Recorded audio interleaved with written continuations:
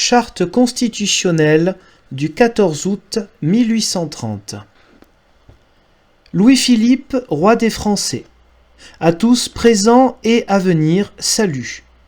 Nous avons ordonné et ordonnons que la charte constitutionnelle de 1814, telle qu'elle a été amendée par les deux chambres le 7 août et acceptée par nous le 9, sera de nouveau publiée dans les termes suivants. Droit public des Français. Article 1er. Les Français sont égaux devant la loi, quels que soient d'ailleurs leurs titres et leurs rangs. Article 2. Ils contribuent indistinctement, dans la proportion de leur fortune, aux charges de l'État. Article 3. Ils sont tous également admissibles aux emplois civils et militaires. Article 4. Leur liberté individuelle est également garantie, personne ne pouvant être poursuivi ni arrêté que dans les cas prévus par la loi et dans la forme qu'elle le prescrit. Article 5. Chacun professe sa religion avec une égale liberté et obtient pour son culte la même protection. Article 6. Les ministres de la religion catholique, apostolique et romaine, professés par la majorité des Français, et ceux des autres cultes chrétiens, reçoivent des traitements du trésor public. Article 7. Les Français ont le droit de publier et de faire imprimer leurs opinions, en se conformant aux lois. La censure ne pourra jamais être rétablie. Article 8. Toutes les propriétés sont inviolables, sans aucune exception de celles qu'on appelle nationales, la loi ne mettant aucune différence entre elles. Article 9. L'État peut exiger le sacrifice d'une propriété pour cause d'intérêt public légalement constaté, mais avec une indemnité préalable. Toute recherche des opinions et des votes émis jusqu'à la Restauration sont interdites. Le même oubli est commandé aux tribunaux et aux citoyens. Article 11. La conscription est abolie. Le mode de recrutement de l'armée de terre et de mer est déterminé par une loi. Forme du gouvernement du roi. Article 12. La personne du roi est inviolable et sacrée. Ses ministres sont responsables.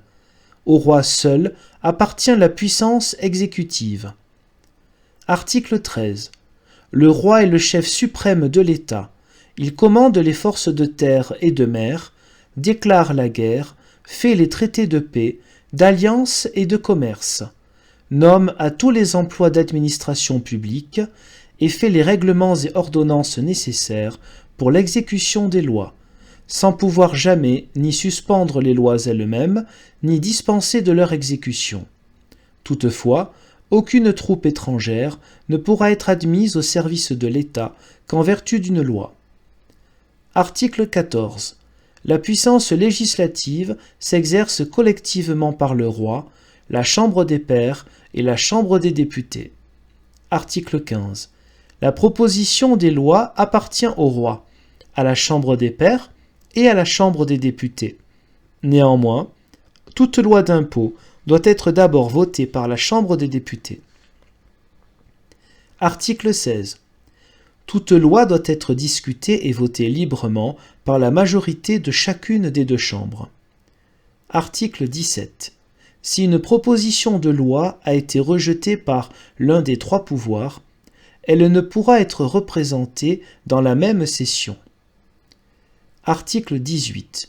Le roi seul sanctionne et promulgue les lois. Article 19. La liste civile est fixée pour toute la durée du règne par la première législature, assemblée depuis l'avènement du roi. De la Chambre des pairs. Article 20. La Chambre des pairs est une portion essentielle de la puissance législative. Article 21. Elle est convoquée par le roi en même temps que la Chambre des députés. La session de l'une commence et finit en même temps que celle de l'autre. Article 22. Toute assemblée de la Chambre des pairs qui serait tenue hors du temps de la session de la Chambre des députés est illicite et nulle de plein droit, sauf le seul cas où elle est réunie comme cour de justice et alors elle ne peut exercer que des fonctions judiciaires. Article 23. La nomination des pairs de France appartient au roi. Leur nombre est illimité. Il ne peut en varier les dignités, les nommer à vie ou les rendre héréditaires selon sa volonté. Article 24. Les pairs ont entré dans la Chambre à 25 ans et voix délibérative à 30 ans seulement. Article 25. La Chambre des pairs est présidée par le chancelier de France et, en son absence, par un pair nommé par le roi. Article 26. Les princes du sang sont pairs par droit de naissance. Ils siègent immédiatement après le président. Article 27. Les séances de la Chambre des pairs sont publiques, comme celles de la Chambre des députés. Article 28. La Chambre des pairs connaît des crimes de haute trahison et des attentats à la sûreté de l'État qui seront définis par la loi. Article 29. Aucun pair ne peut être arrêté que de l'autorité de la Chambre et jugé que par elle en matière criminelle. De la Chambre des députés. Article 30. La Chambre des députés sera composée des députés élus par les collèges électoraux, dont l'organisation sera déterminée par des lois. Article 31. Les députés sont élus pour 5 ans. Article 32. Aucun député ne peut être admis dans la Chambre s'il n'est âgé de 30 ans et s'il ne réunit les autres conditions déterminées par la loi. Article 33. Si néanmoins il ne se trouvait pas dans le département 50 personnes de l'âge indiqué payant le cens d'éligibilité déterminé par la loi, leur nombre sera complété par les plus imposés au-dessous du taux de ce cens, et ceux-ci pourront être élus concurremment avec les premiers. Article 34. Nul n'est électeur s'il a moins de 25 ans, et s'il ne réunit les autres conditions déterminées par la loi. Article 35. Les présidents des collèges électoraux sont nommés par les électeurs. Article 36. La moitié au moins des députés sera choisie parmi les éligibles qui ont leur domicile dans le département. Article 37. Le président de la Chambre des députés est élu par elle à l'ouverture de chaque session. Article 38. Les séances de la Chambre sont publiques, mais la demande de 5 membres suffit pour qu'elles se forment en comité secret. Article 39. La Chambre se partage en bureaux pour discuter les projets qui lui ont été présentés de la part du roi. Article 40. Aucun impôt ne peut être établi ni perçu s'il n'a été consenti par les 2 chambres et sanctionné par le roi. Article 41. L'impôt foncier n'est consenti que pour 1 an. Les impositions indirectes peuvent l'être pour plusieurs années. Article 42. Le roi convoque chaque année les 2 chambres. Il les proroge et peut dissoudre celle des députés. Mais, dans ce cas, il doit en convoquer une nouvelle dans le délai de 3 mois. Article 43. Aucune contrainte par corps ne peut être exercée contre un membre de la Chambre durant la session et dans les 6 semaines qui l'auront précédée ou suivi. Article 44. Aucun membre de la Chambre ne peut, pendant la durée de la session, être poursuivi ni arrêté en matière criminelle, sauf le cas de flagrant délit, qu'après que la Chambre a permis sa poursuite. Article 45. Toute pétition à l'une ou à l'autre des chambres ne peut être faite et présentée que par écrit. La loi interdit d'en apporter en personne et à la barre. Des ministres. Article 46.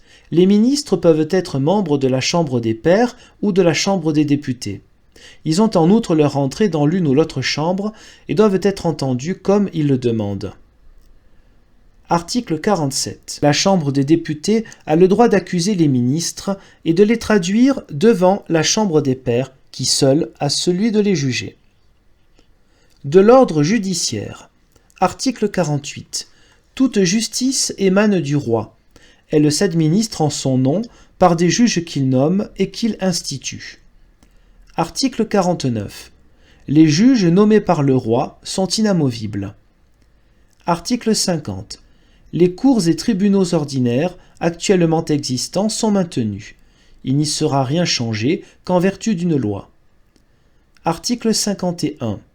L'institution actuelle des juges de commerce est conservée. Article 52. La justice de paix est également conservée. Les juges de paix, quoique nommés par le roi, ne sont point inamovibles. Article 53. Nul ne pourra être distrait de ses juges naturels. Article 54. Il ne pourra en conséquence être créé de commissions et de tribunaux extraordinaires, à quelque titre et sous quelque dénomination que ce puisse être. Article 55. Les débats seront publics en matière criminelle, à moins que cette publicité ne soit dangereuse pour l'ordre et les mœurs, et dans ce cas, le tribunal le déclare par un jugement. Article 56. L'institution des jurés est conservée. Les changements qu'une plus longue expérience ferait juger nécessaires ne peuvent être effectués que par une loi. Article 57. La peine de la confiscation des biens est abolie et ne pourra pas être rétablie. Article 58. Le roi a le droit de faire grâce et celui de commuer les peines. Article 59. Le Code civil et les lois actuellement existantes, qui ne sont pas contraires à la présente charte, restent en vigueur jusqu'à ce qu'il y soit légalement dérogé. Droit particulier garanti par l'État. Article 60. Les militaires en activité de service, les officiers et soldats en retraite, les veuves, les officiers et soldats pensionnés conserveront leur grade, honneur et pension. Article 61. La dette publique est garantie. Toute espèce d'engagement pris par l'État avec ses créanciers est inviolable. Article 62. La noblesse ancienne reprend ses titres. La nouvelle conserve les siens.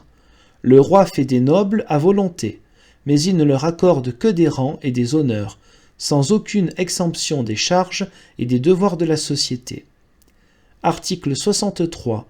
La Légion d'honneur est maintenue. Le roi déterminera les règlements intérieurs et la décoration. Article 64. Les colonies sont régies par des lois particulières. Article 65. Le roi et ses successeurs jureront à leur avènement, en présence des chambres réunies, d'observer fidèlement la charte constitutionnelle. Article 66. La présente charte et tous les droits qu'elle consacre demeurent confiés au patriotisme et au courage des gardes nationales et de tous les citoyens français. Article 67. La France reprend ses couleurs. À l'avenir, il ne sera plus porté d'autre cocarde que la cocarde tricolore. Dispositions particulières. Article 68. Toutes les nominations et créations nouvelles de pairs faites sous le règne du roi Charles X sont déclarées nulles et non avenues. L'article 23 de la Charte sera soumis à un nouvel examen dans la session de 1831. Article 69. Il sera pourvu successivement par des lois séparées et dans le plus court délai possible aux objets qui suivent. Premièrement, l'application du jury aux délits de la presse et aux délits politiques. Deuxièmement, la responsabilité des ministres et des autres agents du pouvoir. Troisièmement, la réélection des députés promus à des fonctions publiques salariées. Quatrièmement, le vote annuel du contingent de l'armée. Cinquièmement, l'organisation de la garde nationale avec intervention des gardes nationaux dans le choix de leurs officiers. Sixièmement, des dispositions qui assurent d'une manière légale l'état des officiers de tout grade de terre et de mer. Septièmement, des institutions départementales et municipales fondées sur un système électif. Huitièmement, l'instruction publique et la liberté de l'enseignement. Neuvièmement, l'abolition du double vote et la fixation des conditions électorales et d'éligibilité. Article 70. Toutes les lois et ordonnances, en ce qu'elles ont de contraire aux dispositions adoptées pour la réforme de la Charte, sont dès à présent et demeurent annulées et abrogées.